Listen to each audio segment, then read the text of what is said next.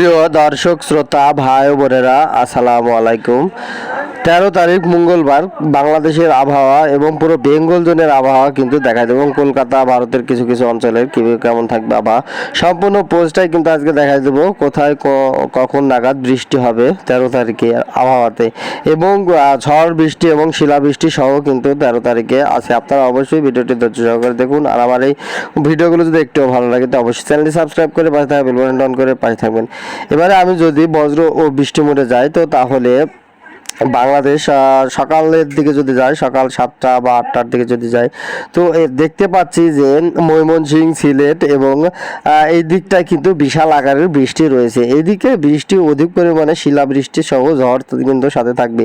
তো কোথায় কোথায় বৃষ্টিটি বেশি হবে আমি বলে দিচ্ছি। তো বাংলাদেশের নালিতাবাড়ি এই দিকটায়, ফুলপুর, ময়মনসিংহ, নেত্রকোনা, কেন্দুয়া, ইটনা এই দিকটায় কিন্তু বিশাল আকার বৃষ্টি আছে, এবং কিশোরগঞ্জ, হবিগঞ্জ এবং নাসিরনগরেও কিন্তু বৃষ্টি রয়েছে বিশাল আকার, এবং কালামগঞ্জের এই দিকটায় তুরা, মৌলভীবাজার, বালাগঞ্জ, বারেখা এই দিকটায়, সাকরাই, সিলেট, বিশম্বপুর, ফ্রেনবার্গ এই দিকটায় কিন্তু সাতাবাজার এই দিকটায়, তাইপুর এই দিকটা কিন্তু বিশাল আকারের বৃষ্টি রয়েছে, এবং ভারতের সিলেট, শিলচরের দিকে কিন্তু বিশাল আকারের বৃষ্টি রয়েছে, এবং শিলচর এবং তুরা, ভারতের তুরা এবং ধুরবাই এই দিকটা, এবং শিলিগুড়িতে কিন্তু বিশাল আকারে কিন্তু বৃষ্টি রয়েছে। শিলিগুড়ির রামসায়ে, রাজগঞ্জের দিকে কিন্তু বিশাল আকারের কিন্তু বৃষ্টি রয়েছে। তার পরবর্তী সময় যদি 7টার পরে যদি আমি যাই, 7টা বা 8টার দিকে, তার পরবর্তী সময় কোথায় বৃষ্টি হচ্ছে আমি দেখে দিচ্ছি। এবং কলকাতায় কিছু একটি মেঘ রয়েছে।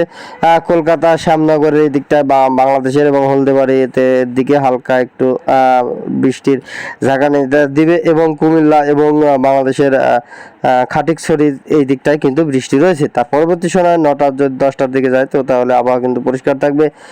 10টা, 11টা, 12টা, আবার যদি বিকেলে বা 5টার দিকে যাই তো তাহলে দেখতে পাচ্ছি ঢাকায় কিন্তু বিশাল আকারে কিন্তু বৃষ্টি রয়েছে। ঢাকা, কুমিল্লা, মাদারীপুর, লোহাগাড়া, ধূপগাড়া এই দিকটায় কিন্তু বৃষ্টি রয়েছে। ফরিদগঞ্জের দিকে 13 তারিখে কিন্তু বরিশাল, খুলনা এই দিকটায় কিন্তু বৃষ্টি রয়েছে। তো বৃষ্টি কিন্তু চলমান থাকবে, এবং তার সাথে ঝড়ো হাওয়া এবং শিলাবৃষ্টি সহ, এবং বজ্রবৃষ্টি বিশাল আকারে হবে, এবং বজ্রবৃষ্টি হলে অবশ্যই আপনারা বাড়ির ভিতরে থাকবেন। তো বজ্রবৃষ্টি অধিক পরিমাণে হবে, তার আকারে কিন্তু মানুষও কিন্তু অনেক মানুষ মারাও যাচ্ছে বজ্রবৃষ্টিতে, এবং সিলেটের দিকে কিন্তু বিশাল আকারে বৃষ্টি রয়েছে। তো পরবর্তী সময় যদি আমি যাই ECMWর আমরা দেখলাম। এবারে যদি আমি জিএফএস মডেলে যাই তো জিএফএস মডেল কোথায় কোথায় বৃষ্টি রয়েছে, আমরা আসলে জিএফএস মডেল এবং তার সাথে যেটি বলি তো এটির কথা কিন্তু মিলে গেলেই কিন্তু বৃষ্টি হওয়ার সম্ভাবনা বেশিরভাগই থাকে। তো বৃষ্টি এবারে যদি যায় তো তাহলে বৃষ্টির পরিমাণে যদি যায় তো আমরা দেখতে পাচ্ছি লাস্ট 24 ঘন্টা আসলেই বাংলাদেশের দিকে কিন্তু বৃষ্টি অধিক পরিমাণে রয়েছে। ঢাকা এই দিকটায় কিন্তু বিশাল আকারে বৃষ্টি রয়েছে। ঢাকা, কুমিল্লা, খুলনা, মেহেরপুর, সিলেট, ময়মনসিংহ, কালাই, তুরা, রংপুর, আলিপুরদুয়ার, শিলিগুড়ি এবং শিলচর ভারতের আজওয়াল এই দিকটাই কিন্তু বিশাল আকারের কিন্তু বৃষ্টি রয়েছে, এবং বাংলাদেশের প্রতিটি জেলায় কিন্তু প্রায় জেলায় কিন্তু বৃষ্টি রয়েছে। শুধু বৃষ্টি নেই টেকনাফ, চিটাগাং, বরিশাল এবং কলাপাড়া, হলদিবাড়িয়া, কলকাতা এই দিকটায় কিন্তু হালকা মাঝারি বৃষ্টি নেই। তাহলে কিন্তু বাংলাদেশের প্রায় প্রতিটি জেলায় কিন্তু বৃষ্টি রয়েছে আমি দেখতে পাচ্ছি এই মুহূর্তে। এবং 13 তারিখে কিন্তু কোথায় কোথায় বৃষ্টি হয়েছে অবশ্যই আপনারা কমেন্টে জানাই দিবেন।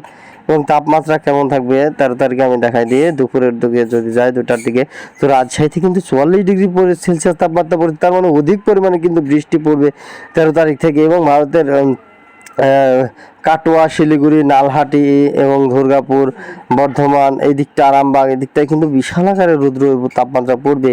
তো কলকাতায় কিন্তু 39 ডিগ্রি পর্যন্তও কিন্তু তাপমাত্রা পড়তেছে, এবং রংপুরে 31 ডিগ্রি, কালায় 37 ডিগ্রি, ময়মনসিংহে 31, ঢাকা 33, খুলনা 39, বরিশাল 36, কুমিল্লাতে 34 ডিগ্রি, চিটাগাঙে কিন্তু 32 ডিগ্রি সেলসিয়াস পরিমাণ তাপমাত্রা পড়ছে।